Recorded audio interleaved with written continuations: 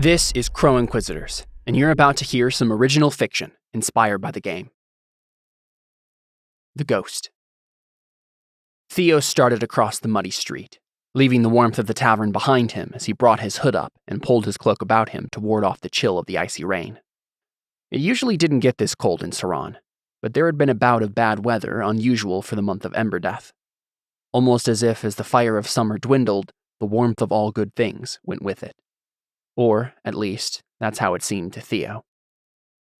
He went by Thanos most days now, even though that name was more likely to get him recognized than his given one.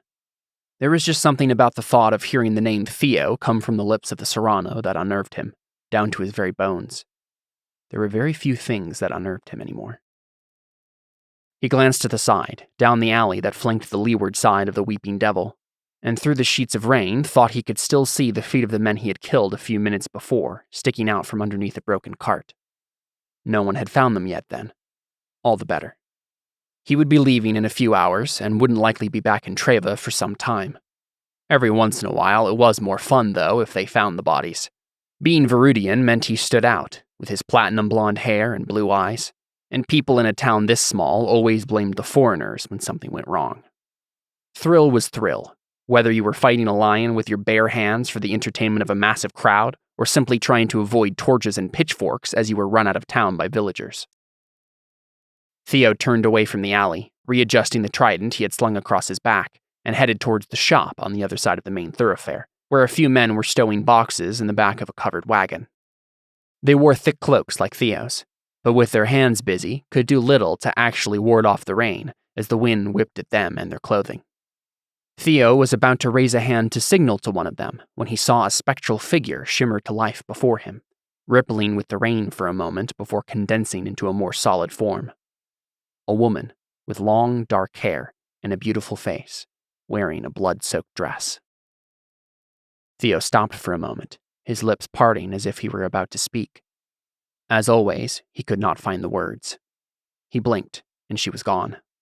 He ground his teeth, cursing Narani silently for using that form to torment him, but he knew why she did it. It was to remind him of what he had lost, and what he could gain if he continued to do what she asked of him. He stood for a moment unmoving in the middle of the mud and grime of the street before he heard a loud curse from beside him. Theo glanced up, muscles tensing, to see a man on horseback, yelling and gesturing for him to get out of the way. Theo hesitated for a moment more, wanting to go for his trident as adrenaline began to pump through his veins, but with effort, he calmed himself and stepped to the side to let the rider pass. The man, a Serrano noble, Theo thought, sent another curse his way, muffled by the rain, before he kicked his horse and it trotted past, further into the downpour. Theo shook his head to clear away cobwebs of thought as the image of his wife standing in the rain burned in his mind, and turned back towards the wagon and its owners. There was no time to be distracted. He knew what he had to do, and he would not fail. He would show her and the other gods that he would do whatever it took to claim what was his from their greedy hands. Besides, he had another task today, one given him by his other master. Theo stepped up to the wagon, and without a word lifted one of the boxes piled next to the door of the adjacent shop and brought it over to stack against its counterparts. He had another box and was halfway to the wagon once more before one of the men stopped him with a word.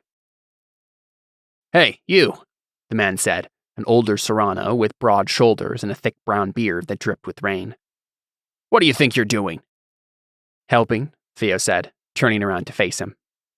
He knew the man as Rodell Muss, a merchant and wagoner who was currently down on his luck after a disastrous business deal or two. "You seemed like you needed it.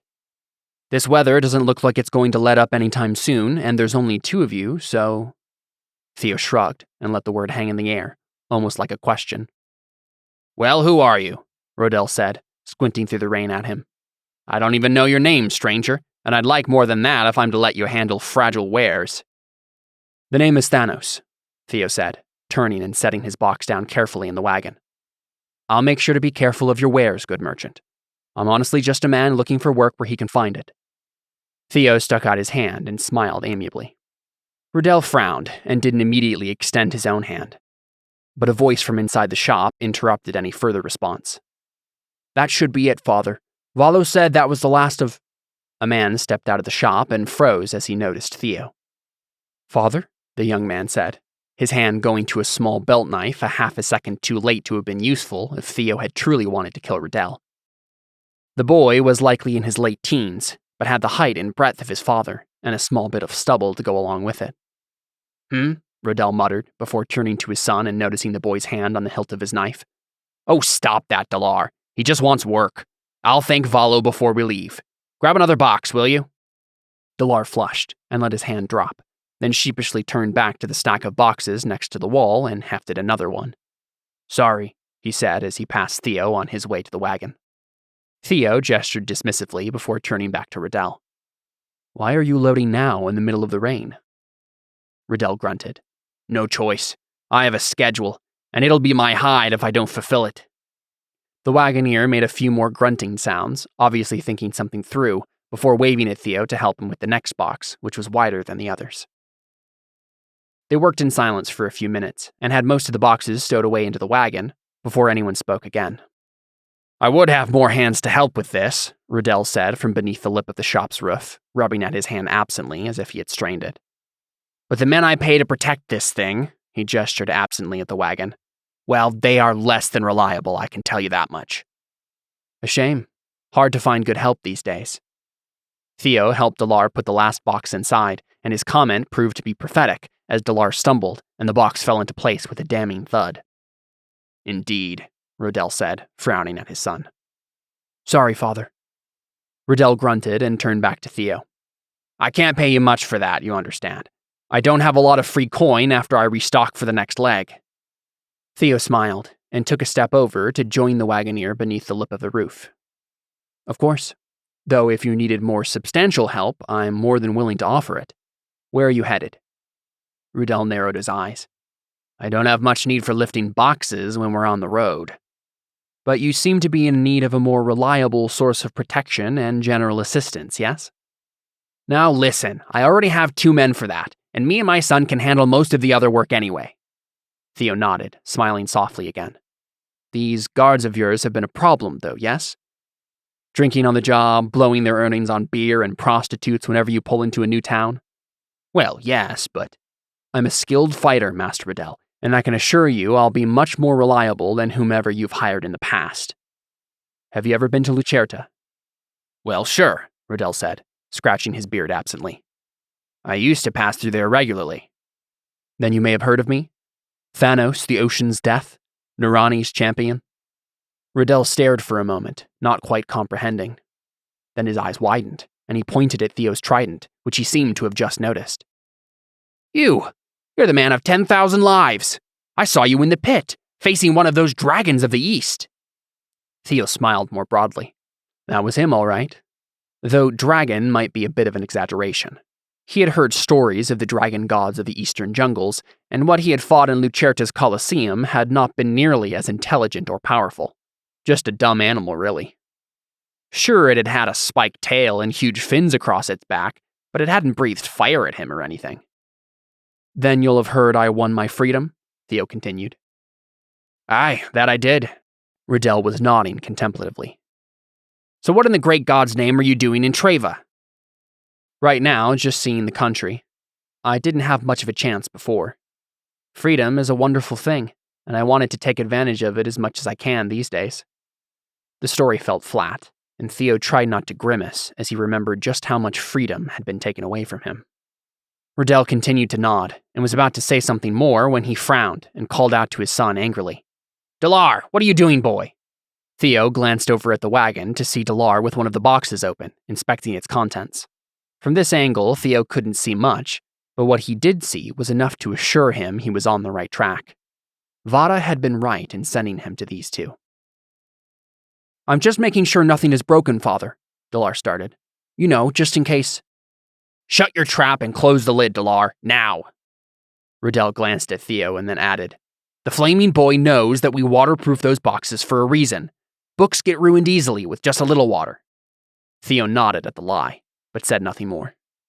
"Well, Thanos," Riddell said, scratching his beard again, "it doesn't seem like my men are getting back here anytime soon, and we need to leave. I have a job for you if you want it." Theo saw the feet sticking out from underneath a forgotten cart in his mind's eye, and then reached out a hand. "I'd be honored, Master Merchant." The rain let up soon after they made their way out of Treva, but it had already done its damage, and the roads were more mud and water than solid dirt. While the first day went by without too much difficulty, as Riddell's horses were strong and the wagon was sturdy, by the time midday of the second day out of town came around and they were deep into the forest that filled this part of Saran, the road got worse and worse until the wagon stopped entirely in a thick patch of mud, water, and debris and refused to budge. Riddell whipped the horses for a good 3 minutes before finally giving up and cursing loudly to the canopy of trees above them. "This isn't good," Delar said, wringing his hands together from where he sat in the back of the wagon, his back up against one of the larger boxes. Theo had offered to give the front to Delar, but Riddell had licked his lips nervously and insisted that his son take the back. "You'll have a better vantage point to see if something is wrong," Riddell had claimed. "Well, of course it isn't good," Riddell said, sighing and letting the reins fall. The horses whinnied and pawed at the ground with their hooves. Theo got to his feet and leaned, one hand grabbing the top of the wagon, to look down the length of the vehicle at the wheels on his side. "It looks pretty bad. We might be able to push it out if we coordinate with the horses." He swung down, his boots making a squelching sound as they sunk a foot into the mud. "Aye, you might be right," Riddell said. "Delar, go give him a hand." Delar grunted his assent and got out of the vehicle to join Theo in the mud. The young man seemed discouraged as he looked at the state of the wheels. "How do you expect this is going to work?" he asked Theo, crossing his arms across his broad chest. "Well, if you hadn't noticed," Theo said, righting himself from inspecting one of the spokes, "you and your father are as broad as oxen. I'm sure with the three of us putting our heads and our might together, we can get this thing out. It'll mostly be a matter of timing, I imagine." Theo went around to the back of the wagon and froze as he saw the ghostly afterimage of his wife, sitting with her legs dangling off the vehicle and her eyes with a faraway look. Delar nearly stumbled into Theo, and when he caught himself, said, "What? What is it?" Theo shook his head and blinked hard, and then she was gone again. "Are you going to tell me what I need to do?" he thought, looking down into a nearby puddle and seeing the briefest shimmer of a woman with blue hair and a serious, cold face. "Or are you just tormenting me for fun?" "Nothing," Theo said, sighing. "It's nothing. I was worried the back wheel had broken, but it's still dark in here. I was wrong." Delar nodded slowly, and then took a step around Theo to get into position at the back of the wagon. He put his huge hands on the vehicle and then tried to get his feet into the right position to brace himself for a push. He attempted a couple of imaginary shoves before turning back to Theo. "So we just have Father get the horses going as soon as we push? And you think that'll work? The mud here is pretty deep." Delar looked down at his boots, which were nearly sunk into a large puddle of water directly behind the wagon. Theo finally looked away from the puddle himself, which had rippled and broken when Delar had stepped through it. "It's at least something to try." Delar nodded and called back up to his father. "Father, when we're ready to push, we'll give you a signal." "Sounds good, lad," Riddell called back. "Tell me when." They braced themselves against the back and then called forward, shoving with all their might at the same moment that Riddell snapped the horses into action. The animals strained against their harnesses, and Riddell began cursing, almost, it seemed, more to motivate himself than the beasts. The wagon seemed to inch forward, slowly coming out of the ditch as Theo and Delar strained against it, but then something gave, and both men slipped as the wagon began to pitch backwards and slide back into the trench of mud and water. "Curse this all to chaos," Riddell exclaimed from the front of the wagon, slapping the reins once more. "Move, you flamin' animals!" The horses screamed out a response, but the wagon didn't move, and Delar pulled himself out of the mud, sputtering. "Well, that didn't work," Delar complained. Theo had a hand on the back of the wagon and paused a moment as he looked inside. "We're going to have to move some of the wares," he announced finally. Delar started. I don't think..." They both heard a squishing sound as Riddell swung off the bench at the front of the vehicle and made his way back towards them. "We can't do that, Thanos," the wagoner said, frowning at Theo. "We have precious cargo in there. We can't just throw it on the ground." Theo shook his head. "We'll be careful. Besides, you said you waterproofed those boxes. If they can stand a little rain, they can stand being set on damp ground while we maneuver the wagon. That's the only way this is going to work. It's too heavy otherwise." Riddell frowned more deeply, but said nothing. He glanced at Delar, who was wringing his hands again. Theo stepped over to the forest floor beside the road and tapped the ground with his foot. We can set them here. No mud, and the moss here won't be too bad on the wood. Riddell lifted a hand and began to complain, but Theo folded his arms. It's either that, or we hope that another team comes by and has the manpower to both get through this same spot and get us out too. Theo looked up at the sky. The weather is holding for now, but who knows how long that will last, and that means the road will only get worse. This is our best option. Riddell sighed. All right, fine. You win, Gladiator, like always. We'll take half the wares out and try again. That should be enough. Theo nodded. The three of them made quick work of the boxes, and the wagon was almost to the halfway mark when what Theo had been waiting for happened. Riddell stepped away to check on the horses for a moment, who had been spooked by something they saw or smelled nearby, and were pulling at their reins and jostling the wagon. Delar hefted one last box and was about to step around the worst of the waterlogged road when he slipped and dropped the box into the mud. The top came off, and the contents spilled across the road. There were books, just a few, probably worthless, making up the first layer of the contents of the box. But underneath, and now scattered in the mud, were small icons of the various gods of the Garrick pantheon. Vada had been right. Theo snapped out his trident from where it was slung across his back, stepping forward in the same motion to press the prongs of the weapon to Delar's throat. The young man's eyes bulged and stared up the length of the trident, his mouth moving up and down in silent protest. Delar? Riddell called out as his booted feet squished back towards them. Did you drop one of those boxes? By all the patron saints, boy! His voice caught in his throat as he saw the scene before him. What are you? He started, before his eyes flickered down to the spilled icons. Then he slowly closed his eyes and let out a resigned exhale. You lied to me, Theo said, still holding the trident to Delar's neck as he glanced up at Riddell with hard eyes. You're heretics, just as the Scarlet Inquisitor said. What? No! Delar started to choke out before Theo pressed one of the prongs into the soft part of his neck, drawing a thin line of blood. Don't bother, boy, Riddell said, opening his eyes. His face seemed to droop, melt even, as a few drops of rain began to descend from the broken clouds above. He's already seen it. He's an agent of the church. Riddell met Theo's gaze. Aren't you? Theo nodded slowly. I was given a mission, to find you and discover whether or not you were smuggling icons to heretical groups. I was hoping I would be wrong. We were desperate. The church cracks down on these things so much that you can make good money getting them to the right people. Theo nodded again. You know what I have to do, don't you?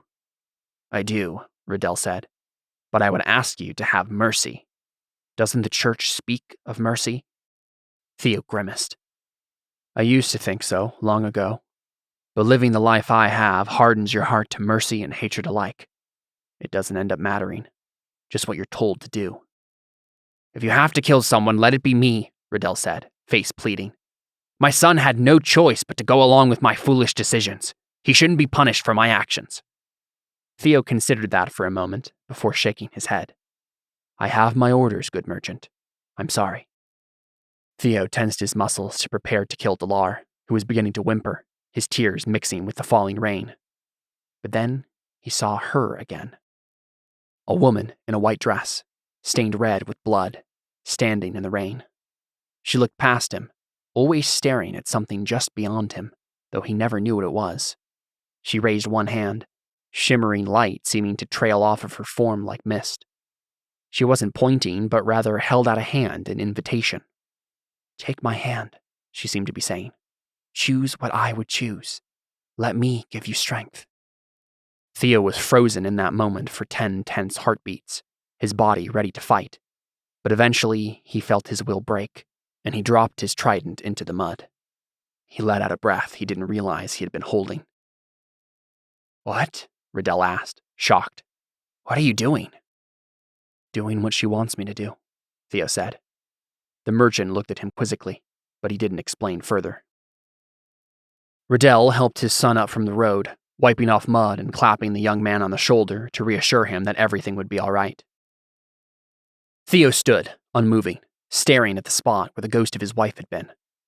All he wanted was for her to look at him again. But Narani never let that happen. He didn't even know if that moment had been real or another of the goddess's fabrications. He didn't know what to think anymore. They dumped the icons in the forest. Theo explained that it would be better this way. He could go back to Vada and tell the man that the icons had been destroyed, but that the Wagoneers had escaped. The Inquisitor would believe that story, though he would be displeased at Theo's mixed success. But right now, Theo honestly didn't care what Vada thought of him. He continued with the wagon until they reached the next town.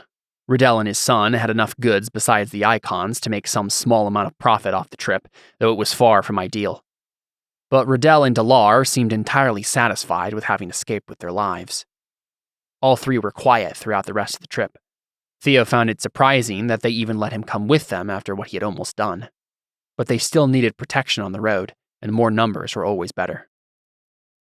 Theo was about to bid them farewell as Riddell unhitched the horses from the wagon to stable them at a hostel in town, when Delar took his arm and led him a few paces away from the building. "I wanted to thank you," Delar said, his face serious. "Thank you for doing what you knew was right. My father has always admired your story, how you won your freedom in the games and turned to the church." Theo said nothing. There was so much of his story that the people didn't know, so much that he hated of what he had become. "Well, anyway, I wanted to ask you something. Maybe you'll know more than most, given that you're Narani's champion and all. In touch with the patron saints, yeah?" "I suppose," Theo said, raising an eyebrow. "Well," Delar said, looking around almost conspiratorially, "I had the stars read on my birthday last month, and the astrologer had a lot to say, apparently. I wondered if you could help me puzzle it out. He said that I was destined for greatness, that I would bring great change in the world. The stars showed him that my name was actually He Who Doubts, and that I was supposed to show the whole kingdom of Saran that they were being fooled by those they trusted most." The ghostly figure of Theo's wife appeared behind Delar, eyes boring into the back of the young man's head. Theo frowned at her, but Delar continued to speak. "He said that someone would come and show me who those people were and how I could stop them." Delar shook his head, smiling slightly. "It sounds ridiculous, I know, but that's what the man said. I've never put much faith in the stars or anything, but I thought you might know what I should do." Theo's gaze flickered distractedly between Delar and his wife's figure as she stepped forward, straight towards the young man's back. She slowly began to shift and warp, her aura and hair turning blue, a dagger forming in her hand. Theo's eyes widened, and he took an involuntary step towards her, holding up his hand to ward her off. As soon as he did, the figure before him finished its transformation, and the ghostly, rippling image of the goddess Narani stood before him, meeting his gaze. Her face was hard, and she pointed at Delar with her offhand. "Kill him." Theo's face flattened, and he looked back at Delar. With one smooth motion, he grabbed the young man's throat and shoved him up against the building, beginning to choke him as he sputtered in shock and horror. "What? Why?" he managed to get out. Theo shook his head slowly. "I'm sorry. This is how it has to be." He felt his chest ache slightly with a pang of guilt. But no, he had to do this. Tricking Vada was one thing, but disobeying a direct order from Narani? He couldn't. He needed his wife back. He had to see her eyes looking back at him. He kept his hand firmly on Delar's throat until after the young man was limp. He released the boy from his grip, and the quickly cooling body slid down the outer wall of the hostel. Theo looked around. It was growing dark, and the town was largely empty in this quarter. No one had seen him. He began walking away, out of town, leaving behind another sin. He heard a choked gasp from behind him, and heard Riddell's voice call out. He must have found the body. Theo didn't turn around. "Why?" he heard Riddell scream after him, his voice ragged and full of despair. "Why did you do this?" "Because that was what she wanted me to do," Theo whispered softly to himself, as he left another weeping father to grieve another son's senseless death.